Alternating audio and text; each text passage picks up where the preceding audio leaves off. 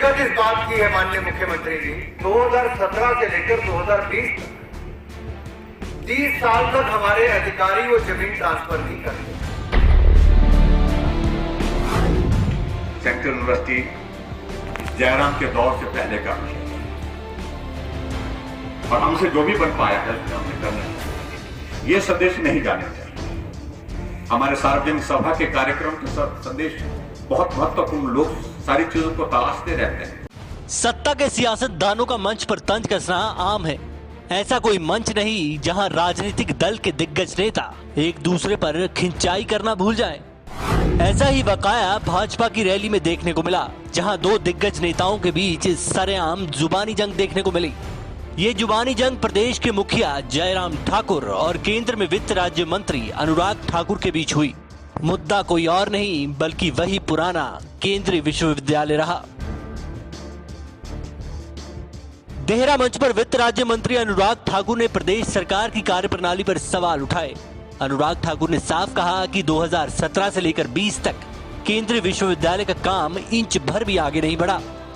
उन्होंने केंद्र स्तर तक हर सुविधा को मुहैया करवाया, लेकिन अभी तक छात्रों से खिलवाड़ जारी है। अगर ऐसा ही विपक्ष की पार्टियां करती तो वो मान भी लेते, लेकिन उनकी अपनी ही सरकार इसमें ढुलमुल रवैया अपना रही है। ये बात हजम नहीं हो रही।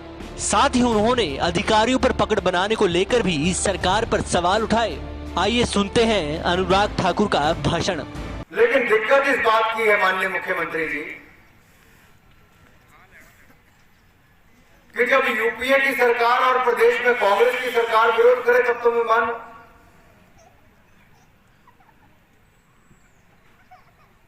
उस समय की केंद्रीय फॉरेस्ट एनवायरमेंट मिनिस्टर ने विरोध किया। हमने ज्वाला जी से चिट्ठी लिखकर दी। ज्वाला जी लिखी आपने चिट्ठी, हमने ऐसे लिखकर दी कि हमें इतनी जमीन पर आप कर दीजिए। मैंने फिर कहा, मैंने कहा ये जो अधिकारी जा रहे हैं ये कि नहीं करेंगे, लटका देंगे। उन्होंने वापस बुला के इन दोनों के सामने कहा कि मुझे 1 हफ्ते के अंदर ये चाहिए, और 2016 में उन्होंने 1 हफ्ते के अंदर हमें फॉरेस्ट क्लियरेंस करके दे दी थी। ये मोदी सरकार ने करके दी। 2017 में तब तक कांग्रेस की सरकार थी, आचार संहिता लगी। 20 नवंबर 2017 को जाते जाते कांग्रेस की सरकार ने 17 करोड़ 30 लाख रुपया वो भी जमा करा दिया। उनको पता था सरकार जा रही है, सरकार हमारी आ रही है। लेकिन 2017 से लेकर 2020 तक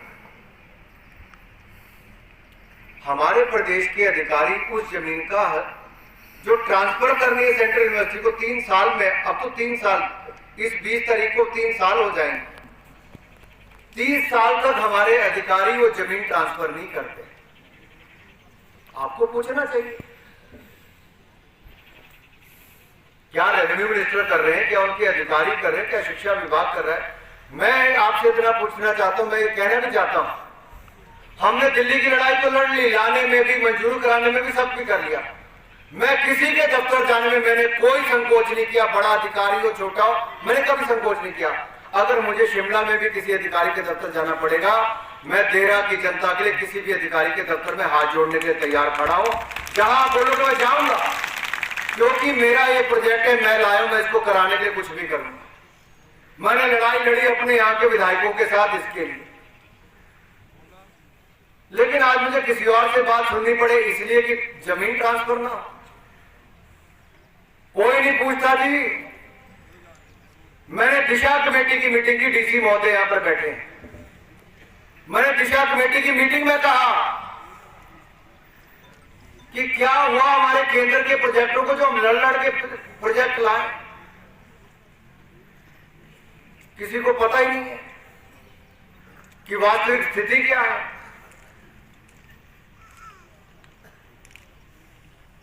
प्रोजेक्ट लाएंगे लेकिन लागू तो हो। मेरा आपसे हाथ जोड़कर अनुरोध रहेगा कि कृपया करके अधिकारियों की एक मीटिंग बुलाइए। आज आप जनता को विश्वास दिलाकर दीजिए कि आप जब वापस जाएंगे आप इसको जल्दी कराएंगे। और मैं आज ये कह रहा हूं, जो 280 करोड़ रुपए इस यूनिवर्सिटी को मिलना था, मैंने उन अधिकारियों को, चाहे एचआरडी के थे चाहे हमारे अपने विभाग के थे, मैंने व्यक्तिगत रूप से बुलाकर कहा कि मेरा 280 करोड़ से काम नहीं चलेगा, मुझे कम से कम 500 करोड़ रुपया चाहिए। हमने 500 करोड़ रुपया देहरा के लिए मंजूर करवा दिया है। आप जमीन दिलाइए, हम 500 करोड़ रुपया खर्च कराना शुरू कर देंगे। इसमें कहीं कोई दिक्कत नहीं। हम सबको इकट्ठे मिलकर इस पे काम करना है, लेकिन फॉलोअप कौन करेगा? अधिकारियों की जिम्मेदारी तय होनी। आखिर में लड़ाई केंद्र में तो लड़ू लाने की, लेकिन प्रदेश में तो हमें अपने अधिकारियों से काम लेने की आदत और उनसे सही समय पर काम हो, ये हमारी जनता के प्रति जिम्मेदारी है। और मुझे पूर्ण विश्वास है आपके नेतृत्व में, हमने जो जनता से वायदा किया, आपके नेतृत्व में हम सेंट्रल यूनिवर्सिटी को न केवल शुरुआत करेंगे, लेकिन रिकॉर्ड समय के अंदर हम देहरा को सेंट्रल यूनिवर्सिटी बनाकर देंगे। आज मुझे पूर्ण विश्वास है हम ये चीज आप यहां से कर सकेंगे, क्योंकि जब आप कहेंगे तो आपके नीचे के सारे अधिकारी चलेंगे। आपका एक बोल यहां से बोला हुआ इनको गति पकड़ेंगे। मैं थोड़ा सा समय इस बात को इसलिए ले रहा हूं क्योंकि बहुत लंबा समय, मुख्यमंत्री जी 10 वर्ष हो गए। अनुराग ने सरकार का रवैया देख अपने ड्रीम प्रोजेक्ट को लेकर सवाल किए तो उस पर चंद मिनटों में जवाब भी मिला।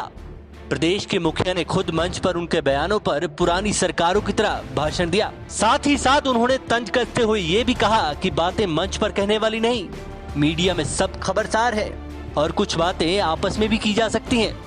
सेंट्रल यूनिवर्सिटी इस जयराम के दौर से पहले का विषय है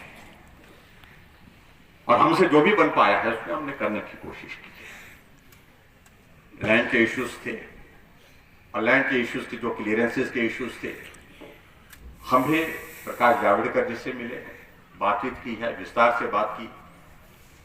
अब ये जो धर्मशाला और देहरा का विषय है, मैंने कहा कि वो उस दौर का विषय है जो हमारे दौर से पहले के ये विषय है। न हमारे टाइम शुरू हुए और न हमने शुरू किए, लेकिन दौर को समाप्त करना चाहिए।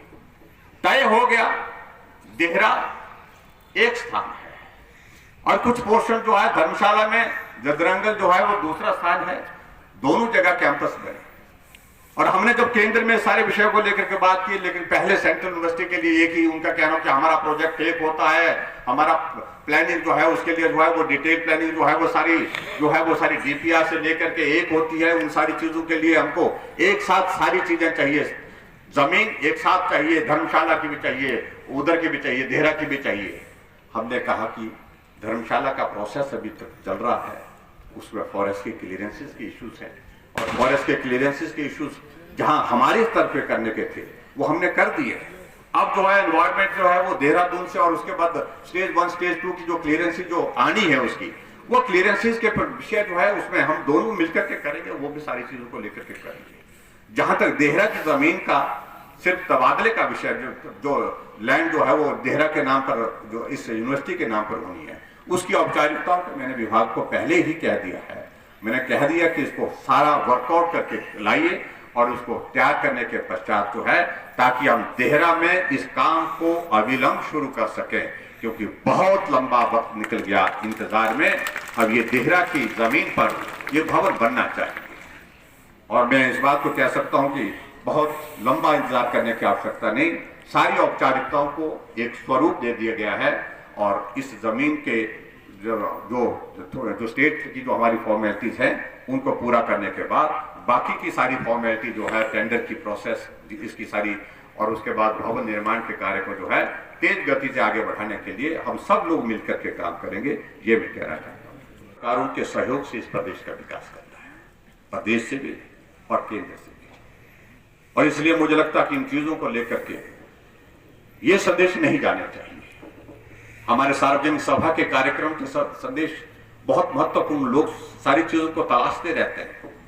हमारे मीडिया के मित्र सामने खड़े होते हैं, वो हर एक बात को जो है वो जो ढूंढते रहते हैं।